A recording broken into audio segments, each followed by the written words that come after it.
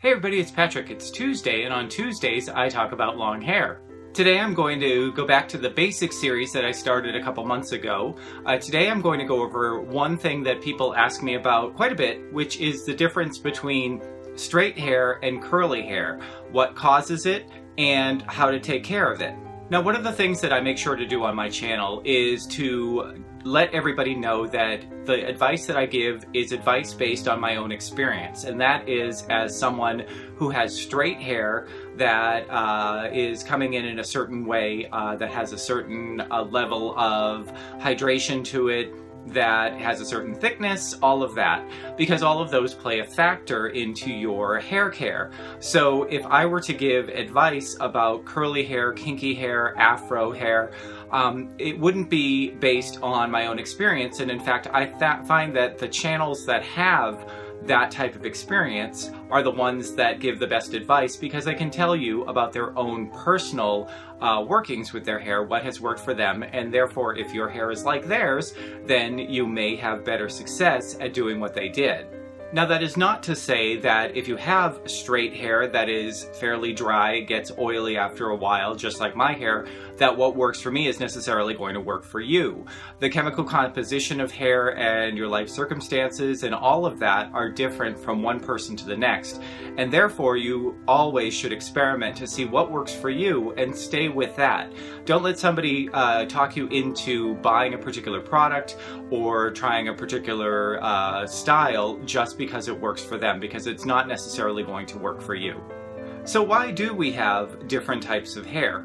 Well, as with most things to do with our bodies, this is genetic. It depends on what race you are, what your ethnic background is. Some people tend to have curlier hair, some people tend to have kinkier hair, some people tend to have straighter hair. And there's not very much you can do about it other than to alter the chemical composition in one way or another. Generally, that means a topical treatment that is quite invasive. If you were going to curl your hair permanently, you would want to change the chemical composition with chemicals, and the same with straightening. You can do both of those with a physical means, such as heat, like a curling iron or a straightening brush.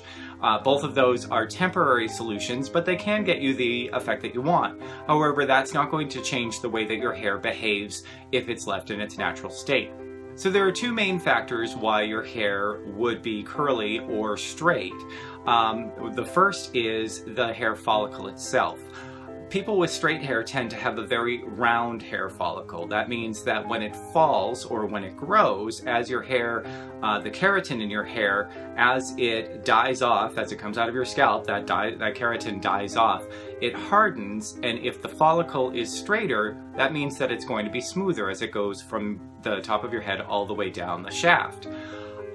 Those with curly hair tend to have a more oval shape to that. So one side of their hair is going to start turning in upon itself rather than being the same diameter all the way around, and that causes partially the curling of your hair.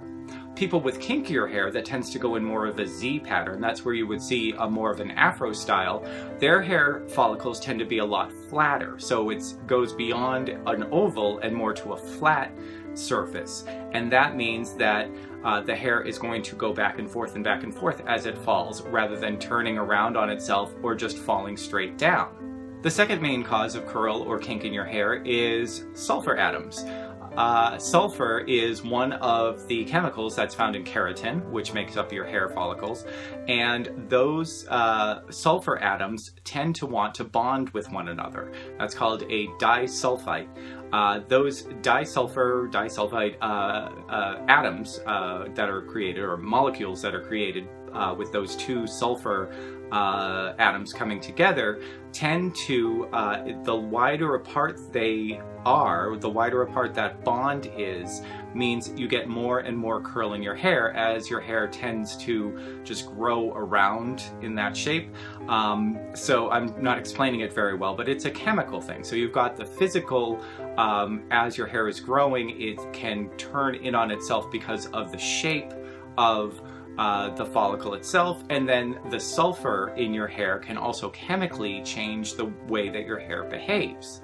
Like I mentioned, the only way to change this on a permanent basis, and by permanent I mean temporary that lasts until you cut it, and then it will grow back in the same way, and new hair will continue to grow back in the same way, is with a chemical alteration. Some people also have a change in their hair texture, or the change in their hair shape after some chemical changes in their body, such as with chemotherapy. A lot of people who have straight hair, after they go through chemotherapy and their hair grows back after going bald, will report that their hair is now coming in curly, and vice versa. Also, as you age, the coloring agents that are in your hair, that also tends to alter the chemical of your hair as well. So your hair may become more curly as you lose the color in your hair, and it goes gray or it goes white, it goes back to its uncolored state. It can tend to be a little bit drier, a little bit more curly. So those are the main reasons why your hair is either curly or straight. The main effects of that, other than styling, are that curly hair and kinky hair tends to be a lot drier than straight hair. And that's because of a purely physical reason, which is as your hair is curling, the oil that comes from your scalp tends to get caught in those curls rather than flow all the way down your hair. If you think about it like a hose, if you have a kink in the hose, or if your hose is tightly coiled, it's going to take a lot longer for any liquid, any oil, anything like that to get to the end.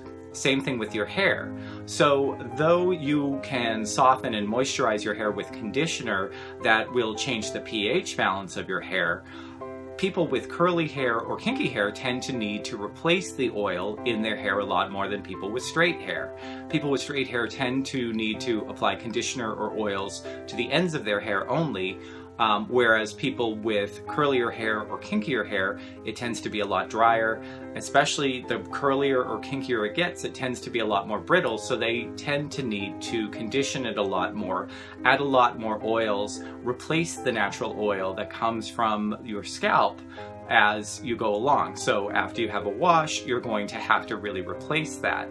As your hair gets curlier and curlier, or kinkier and kinkier, you also need to be much more careful in terms of breakage.